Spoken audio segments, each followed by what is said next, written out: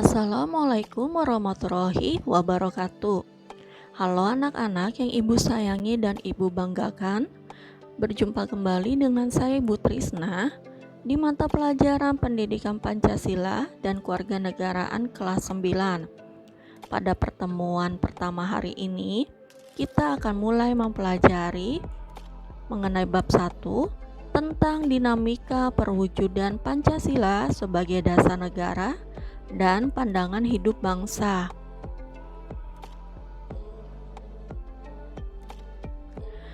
Perwujudan nilai-nilai Pancasila sebagai dasar negara telah dilaksanakan sejak masa awal kemerdekaan, Orde Lama, Orde Baru, dan masa reformasi sampai sekarang. Yang pertama, kita akan mempelajari perwujudan nilai-nilai Pancasila sebagai dasar negara pada masa awal kemerdekaan, yaitu pada periode tahun 1945 hingga 1959. Pada periode ini, penerapan Pancasila sebagai dasar negara dan pandangan hidup menghadapi berbagai masalah. Ada upaya-upaya untuk mengganti Pancasila sebagai dasar negara dan penyimpangan terhadap nilai-nilai Pancasila. Upaya-upaya tersebut diantaranya yaitu sebagai berikut. Yang pertama, pemberontakan Partai Komunis Indonesia (PKI) di Madiun pada tanggal 18 September 1948. Pemberontakan ini dipimpin oleh Musso. Tujuan utamanya adalah mendirikan negara Soviet Indonesia yang berideologi komunis. Dengan kata lain, pemberontakan tersebut akan mengganti Pancasila dengan paham komunis. Yang kedua, pemberontakan Darul Islam atau Tentara Islam Indonesia dipimpin oleh Sekar Maji Marijan Kartosuwiryo. Pemberontakan ini ditandai dengan didirikannya Negara Islam Indonesia (NII) oleh Kartosuwiryo pada tanggal 7 Agustus 1949. Tujuan utama didirikannya NII adalah untuk mengganti Pancasila sebagai dasar negara dengan syariat Islam. Yang ketiga, pemberontakan Republik Maluku Selatan (RMS). Republik Maluku Selatan merupakan sebuah gerakan separatisme dipimpin oleh Christian Robert Stephen Soumokil, bertujuan untuk membentuk negara sendiri yang didirikan tanggal 25 April 1950. Yang keempat, Pemerintah Revolusioner Republik Indonesia (PRRI) atau Perjuangan Rakyat Semesta Permesta yang dipimpin oleh Sarifuddin Prawira Negara dan Vence Sumual tahun 1957 hingga 1958 di Sumatera dan Sulawesi. Gerakan ini merupakan bentuk koreksi untuk pemerintah pusat pada waktu itu yang dipimpin oleh Presiden Soekarno. Pemerintah pusat dianggap telah melanggar undang-undang pemerintahan yang sentralistis, sehingga pembangunan di daerah menjadi terabaikan dan menimbulkan ketidakadilan dalam pembangunan. Yang kelima, APRA, Angkatan Perang Ratu Adil. Angkatan Perang Ratu Adil merupakan milisi yang didirikan oleh Kapten KNIL Raymond Westerling pada tanggal 15 Januari 1949. Gerakan APRA bertujuan untuk mempertahankan bentuk negara federal di Indonesia, serta memiliki tentara sendiri bagi negara-negara RIS. Yang keenam, perubahan bentuk negara dari Republik Indonesia Serikat menjadi Negara Kesatuan Republik Indonesia. Sedangkan konstitusi yang berlaku adalah Undang-Undang Dasar sementara 1950. Dalam perjalanannya berhasil melaksanakan pemilu pertama di Indonesia pada tahun 1955 yang selama itu dianggap paling demokratis. Tetapi anggota konstituante hasil pemilu tidak dapat menyusun undang-undang dasar seperti yang diharapkan. Hal ini menimbulkan krisis politik, ekonomi, dan keamanan yang menyebabkan pemerintah mengeluarkan dekret presiden 1959.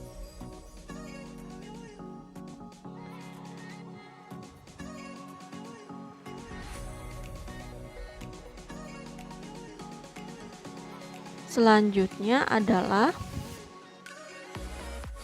pada periode tahun 1950.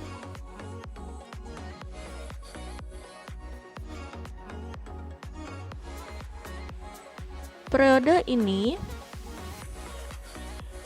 dikenal sebagai periode demokrasi terpimpin. Demokrasi terpimpin merupakan sebuah sistem demokrasi yang seluruh keputusan dan pemikiran dalam pemerintahan negara berpusat pada pemimpin negara. Pemimpin negara saat itu adalah Presiden Soekarno.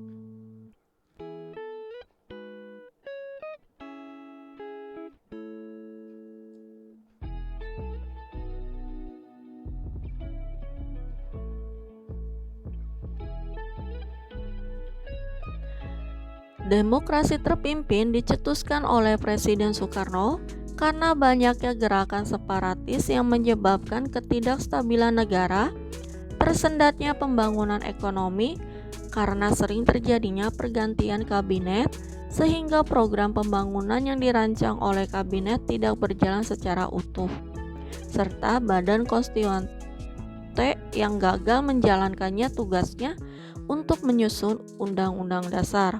Oleh karena itu, Presiden Soekarno mengeluarkan dekret presiden pada tanggal 5 Juli 1959.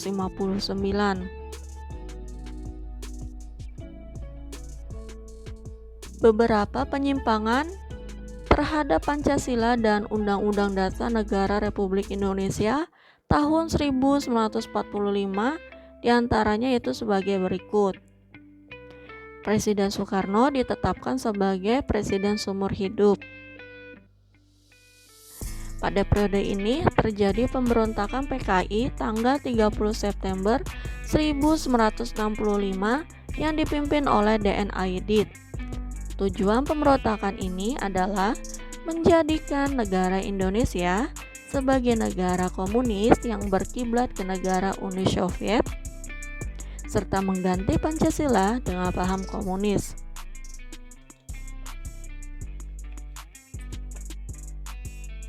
Selanjutnya itu pada masa Orde Baru. Era demokrasi terpimpin di bawah pimpinan Presiden Soekarno mendapat tamparan yang keras ketika terjadinya peristiwa tanggal 30 September 1965 yang disinyalir didalangi oleh Partai Komunis Indonesia (PKI).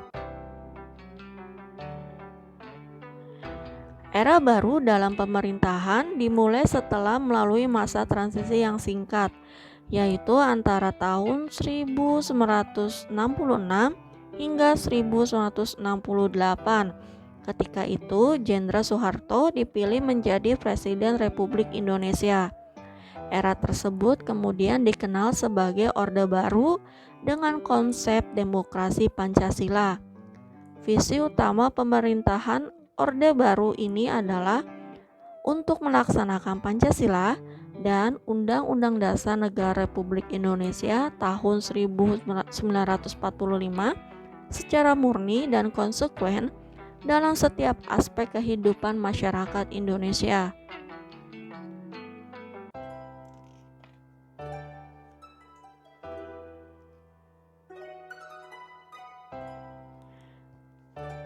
Dan yang terakhir yaitu pada masa reformasi pada tahun 1998 hingga sekarang.